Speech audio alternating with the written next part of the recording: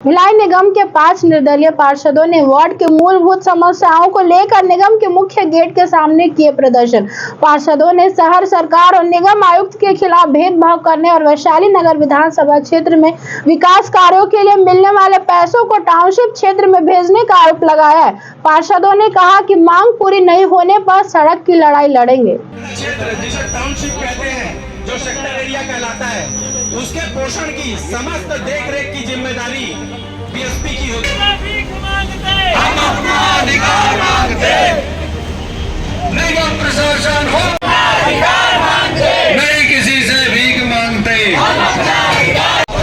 समझो वो गद्दार है, जो अर्बन का यार है, समझो वो गद्दार है। और आप जाके देखिए सेक्टरों के उद्यानों में, जिस उद्यानों को बीएसपी प्रशासन को बनाना था, उस उद्यानों को करोड़ रुपए खर्च करके हमारा निगम बना रही है।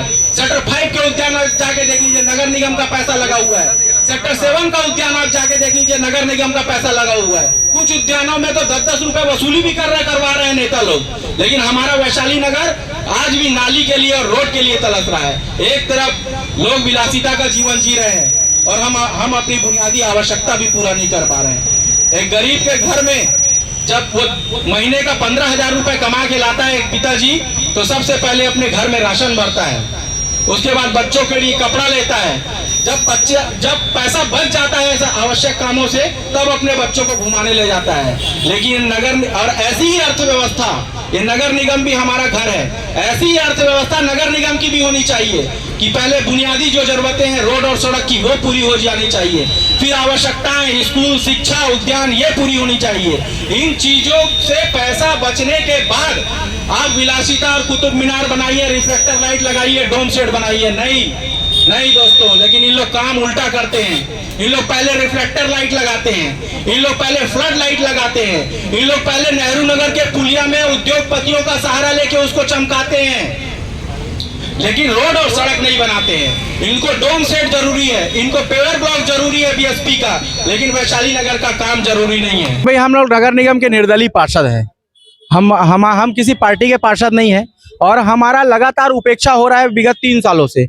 विगत 3 सालों से हम लोग पटरी के इस पार के जो पार्षद हैं और श्रम एरिया से जो बिलोंग करते हैं, हम लोगों को मूलभूत सुविधाओं के लिए तरसाया जा रहा है। हम लोग पुलिया, रोड, नाली, उद्यान, स्कूल, इन जैसी समस्याओं से जूझ रहे हैं। और जूझ रहे हैं तो हम दुख इसलिए होता है कि एक तरफ आप करोड़ों रुपए बीएसपी एरिया में खर्चा कर रहे हो, जहां विकास करने की जिम्मेदारी बीएसपी की है, वहां आप नगर निगम का पैसा फूंक रहे हो, वो भी बिना एनओसी के।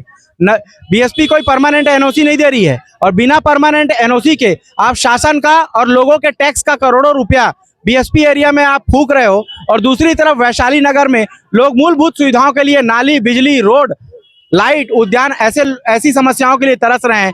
तो ऐसा भेदभावपूर्ण रवैया शहर और शहर सरकार द्वारा, और अब तो सरकार बदल गई है, अब तो हमें भाजपा शासन से बहुत उम्मीदें हैं, लेकिन जो शासन के जो प्रतिनिधि है कमिश्नर महोदय, वो भी लगातार हमसे सिर्फ व्हाट्सएप में समस्याएं मांगते हैं कि कुछ समस्याओं के बारे में उन्होंने लिखित में ज्ञापन दिया है और कुछ समस्याओं के बारे में जोन स्तर से, निगम स्तर से कार्रवाई किया भी गया है।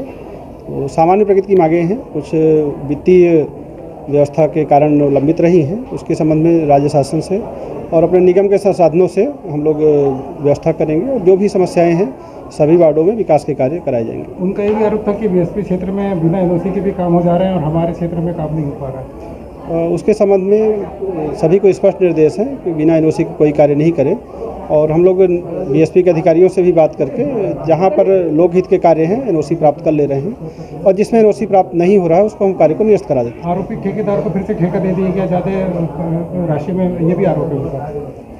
वो सामान्य सभा से प्रस्ताव पारित किया गया है, उसकी पुष्टि के लिए राज्य शासन को भेजा गया है। राज्य शासन से जो भी अंतिम निर्णय होगा उसके हिसाब से कार्रवाई किया जाएगी। सर कितने दिन का दिए हैं? ये सतत प्रगति का कार्य है। वार्डों में जो भी समस्याएं आती हैं तो जनप्रतिनिधि हैं, उनका कर्तव्य है वो बातें हम तक पहुंचाना। तो ये हम सतत प्रगति का कार्य है। जो भी बातें आई हैं निश्चित रूप से हम लोग कार्य कर भी रहे हैं हमारी टीम, और जो ध्यान आकृष्ट किया गया है उसको बिल्कुल प्राथमिकता दिया जाएगा।